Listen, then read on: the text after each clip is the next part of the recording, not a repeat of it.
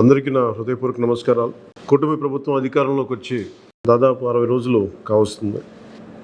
నేను పంచాయతీరాజ్ శాఖ, అటవీ శాఖ బాధ్యతలు స్వీకరించిన తర్వాత పంచాయతీ శాఖకు సంబంధించి చాలా రివ్యూలు చేశాం. రూరల్ వాటర్ సప్లై, రోడ్లకు సంబంధించి చాలా రిపోర్ట్స్లో తెలియజేస్తూనే వచ్చాను. ఏ స్థాయిలో నిధులు సరిగ్గా పంపిణీ జరగలేదు, వచ్చినా దాని దుర్వినియోగం జరిగినాయి. ఈ పరిస్థితుల్లో కూటమి ప్రభుత్వం చాలా చిత్తశుద్ధితోటి ఈ పంచాయతీరాజ్ వ్యవస్థని బలోపేతం చేయాలి అని చెప్పి చాలా బలమైన నిర్ణయం తీసుకున్నాం. దాంట్లో భాగంగానే 3 కీలకమైన నిర్ణయాలు తీసుకున్నాం. ఆగస్టు 15 ఈ జెండా పండుగకి సంబంధించి, 2 మనకి జాతీయ ఉపాధి హామీ పథకానికి సంబంధించి ఒకటే రోజున 13,326 పంచాయతీల్లో గ్రామసభ తీర్మానాలు జరగాలి. ఆ దిశగా అడుగులు వేస్తూ ఉన్నాం. ఈ గ్రామసభ తీర్మానం అంటే ఏంటంటే, జాతీయ ఉపాధి హామీ పథకం ద్వారా వచ్చే కేటాయించిన పనులకు కానీ, నిధులకు కానీ, ఆ ప్రజాప్రతినిధులు, ఆ ఎమ్మెల్యేలు కానీ, గ్రామ సర్పంచులు కానీ, పంచాయతీ సర్పంచులు కానీ, ఆ పంచాయతీలో ఉన్న ప్రజలు కూడా అందరూ ఏకగ్రీవంగా అంటే ఏ పనులు జరగాలి, జాతీయ ఉపాధి హామీ పథకానికి సంబంధించిన ఆ పనులకి మన గ్రామాల్లో ఏ పనులు జరగాలి, ఏ పనులకి ఆ నిధులు కేటాయించాలి, ఈ దృష్టిలో గ్రామసభ తీర్మానం జరుగుతుంది. విడివిడిగా కాకుండా ఒకటే రోజున 13,326 పంచాయతీల్లో ఒకటే రోజున గ్రామసభ తీర్మానాలు జరగాలని కీలకంగా ఆదేశించడమైనది. ఆ విధంగా ముందు ఒకటి చేస్తూ ఉన్నాం. రెండవది జల్ జీవన్ మిషన్. అంటే ప్రతి ఇంటికి కుళాయి అనేది ప్రధానమంత్రి గారి ఆకాంక్ష. ఏ ప్రభుత్వం కనీసం మానవ హక్కు ఇది. అలాంటి జల్ జీవన్ మిషన్కి సంబంధించి గత 5 సంవత్సరాలుగా ఎక్కడ కూడా సంతృప్తికరంగా గత ప్రభుత్వం చేయలేదు. రాష్ట్రంలో గ్రామీణ తాగునీటి సరఫరా ఇది అసలు ఏ స్థాయిలో ఉంది? ఉదాహరణకి జల్ జీవన్ మిషన్ కింద ఒక దాదాపు 27,000 కోట్లు ఖర్చు చేయాల్సి వస్తే గత ప్రభుత్వం 4,000 కోట్లే ఖర్చు చేస్తుంది. ఆ 4,000 కోట్లు ఖర్చు కూడా పెట్టిన విధానం ఏ స్థాయిలో ఉంది? నిజంగా నీటి సరఫరా అవుతుందా? ఉదాహరణకి చాలామంది ఎమ్మెల్యేలు అందరూ కూడా నా దృష్టికి తీసుకొచ్చిందా కూడా, నాకు వాళ్ళు ఇచ్చే ఈ పిటిషన్స్ కానీ ఇవన్నీ కూడా ఏం తెలియజేస్తున్నాయంటే, పంచాయతీల్లో కానీ గ్రామాల్లో కానీ జేజే మిషన్ కింద పైప్ లైన్లు వేశారు, కానీ దానికి ఆ నీటి సరఫరా ఉండే ఇది లేదు, దానికి వాటర్ సోర్స్ లేకుండా పైప్ వేసి వెళ్ళిపోయారు. అంటే దీని వెనక ఏమనిపించిందో, నిజంగా ఏదైనా వీళ్ళు డబ్బులు చేసుకోవడానికి పైప్ లైన్లు వేసి వదిలేశారన్నది ఆలోచన వచ్చి దాని మీద ఏం ఆదేశించాం పంచాయతీరాజ్ శాఖ ఉన్నతాధికారులందరినీ ఏంటంటే, అసలు రాష్ట్రంలో గ్రామీణ తాగునీటి సరఫరా పరిస్థితి ఎలా ఉంది, ఎన్ని గ్రామాలకి పైప్ లైన్స్ బాగున్నాయి, నీటి సరఫరా స్థాయి ఎలా ఉంది, రోజుకి ఎన్ని లీటర్లు నీళ్ళు వస్తున్నాయి, అలాగే ప్రస్తుత పరిస్థితి తెలుసుకోవడానికి దాదాపు ఒక 12 అంశాల మీద మేము సర్వే చేయమని ఆదేశించాం. దీన్ని పల్స్ సర్వేగా మీ దృష్టికి తీసుకొస్తున్నాం. ఇది పల్స్ సర్వే చేపడుతున్నాం. దీంట్లో వచ్చిన డేటా ఆధారంగా జల్ జీవన్ మిషన్ని కూటమి ప్రభుత్వ ఆధ్వర్యంలో అత్యంత పకడ్బందీగా ప్రణాళిక రచన చేయడానికి ఈ సర్వే నిర్వహిస్తున్నాం. ఒకసారి ఈ డేటా పాయింట్స్ అన్నీ రాగానే ఏ పంచాయతీల్లో నీళ్ళు వస్తున్నాయి, ఏ పంచాయతీల్లో పైప్ లైన్లు డ్యామేజ్ అయినాయి, అసలు గత ప్రభుత్వం చేసిన 4,000 కోట్ల రూపాయల ఖర్చు నిజంగా ఆ ఉద్దేశింప పనులకి జరిగిందా లేదా, వీటన్నిటిని కూడా ఈ పల్స్ సర్వేలు మనకి తెలిసి వస్తాయి. దీని సమూలంగా ప్రజలందరికీ సమీప భవిష్యత్తులో తెలియజేస్తాను. అలాగే గ్రామ పంచాయతీలు, పంచాయతీరాజ్ వ్యవస్థ బలోపేతం కావాలంటే సర్పంచ్ వ్యవస్థ చాలా కీలకమైంది. గత ప్రభుత్వం పంచాయతీ ఎన్నికలు సరిగ్గా నిర్వహించలేకపోవడం వల్ల మనకు నిధులు రాలేకపోయినాయి. చాలాసార్లు మేము అధికారంలోకి రాకముందు పంచాయతీ మనకి సర్పంచ్లందరూ మా దృష్టికి తీసుకొచ్చింది ఏంటంటే, కనీసం మాకు బ్లీచింగ్ పౌడర్ కూడా మాకు కొనుక్కునే డబ్బులు లేవు మా దగ్గర. వాళ్ళ అకౌంట్లో పడ్డా కానీ డబ్బులు ఈ ప్రభుత్వం ఈ డిస్కౌంట్స్కి అని చెప్పి డబ్బులు తీసేసుకున్నారు. సో పంచాయతీల నిర్వహణకి ఎన్నికలు జరిగినాయి, కానీ పంచాయతీల నిర్వహణకి సంబంధించి ఏ విధంగా వారికి సరైన ఆర్థిక పరిపుష్టి జరగలేదు.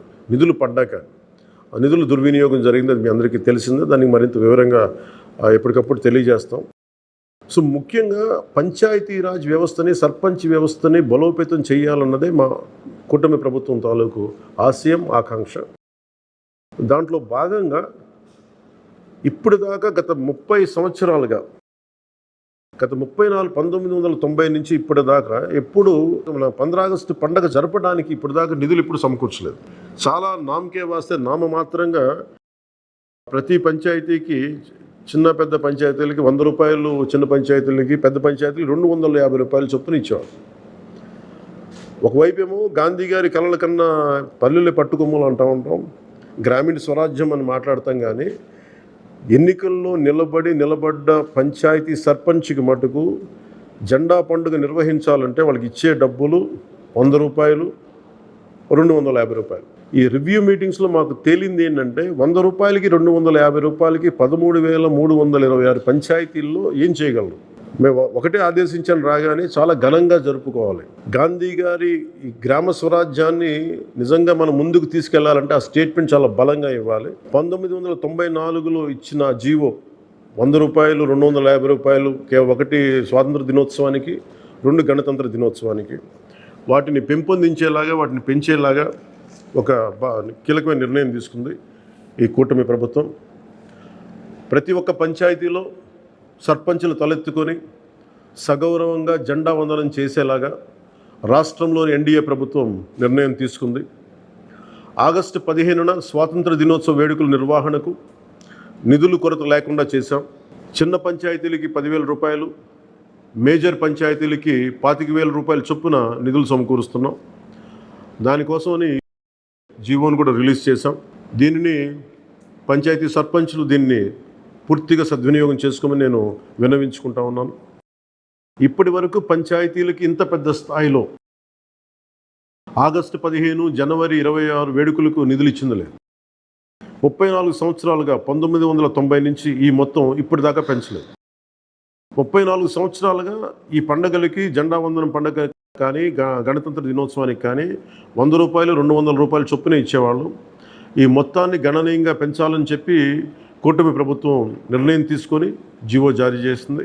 13,326 పంచాయతీల్లో ఘనంగా, గౌరవంగా స్వాతంత్ర దినోత్సవ వేడుకలు సాగాలన్నదే మా కూటమి ప్రభుత్వం ఉద్దేశం. ఇప్పటి వరకు సర్పంచులు అతి స్వల్ప మొత్తాలతో వేడుకలను ఘనంగా చేయలేకపోయేవాళ్ళు. ఈ విషయం నా దృష్టికి వచ్చింది రివ్యూస్లో. దీనిపైన ఉన్నతాధికారులతో మాట్లాడి ఏ దశలోనూ ప్రజలు ఎన్నుకున్న సర్పంచుల ఆత్మగౌరవం తగ్గకుండా దేశంలో పవిత్రమైన 15 ఆగస్టు గణతంత్ర వేడుకలు గర్వంగా చేసుకునేలాగా, సగర్వంగా చేసుకునేలా చర్యలు తీసుకొని చాలా స్పష్టంగా ఆదేశాలు ఇచ్చాను. ఆ దిశగానే నిర్ణయం చేశాం. 5,000 లోపు ఉన్న జనాభా ఉన్న గ్రామాలకి 10,000 రూపాయలు, 5,000 పైబడ్డ జనాభా ఉన్న గ్రామాలకి 25,000 రూపాయల చొప్పున నిధులు అందిస్తాం.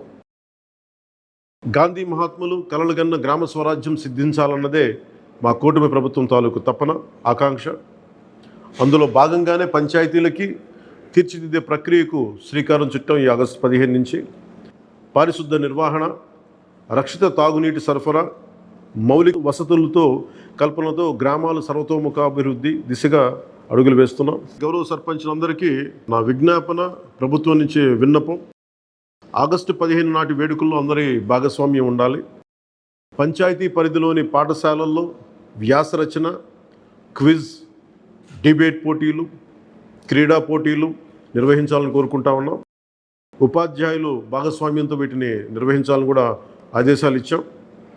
గ్రామంలో స్వాతంత్ర సమరయోధులు, రక్షణ రంగంలో పనిచేసిన వారు, ముఖ్యంగా పారిశుద్ధ్య కార్మికులకు సత్కారాలు చేయాలి.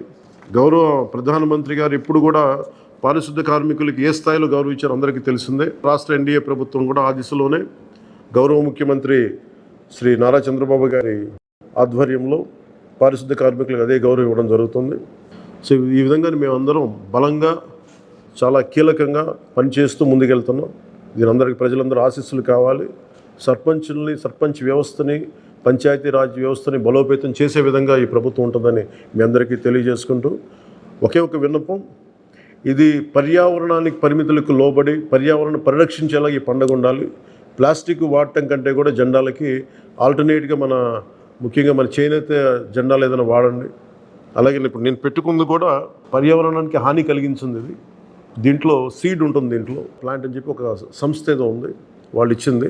మేము ఈ స్థాయిలో మీకు దొరికినంత దాంట్లో పర్యావరణాన్ని పరిరక్షించేలాగా ప్లాస్టిక్ మన జెండా పండుగ అని చెప్పి ప్లాస్టిక్ అంతా రోడ్ల మీద పడేస్తాం. అలా కాకుండా చాలా బాధ్యత తొందరగా జరుపుకోవాలి అని తెలియజేసుకుంటూ సెలవు తీసుకున్నాను.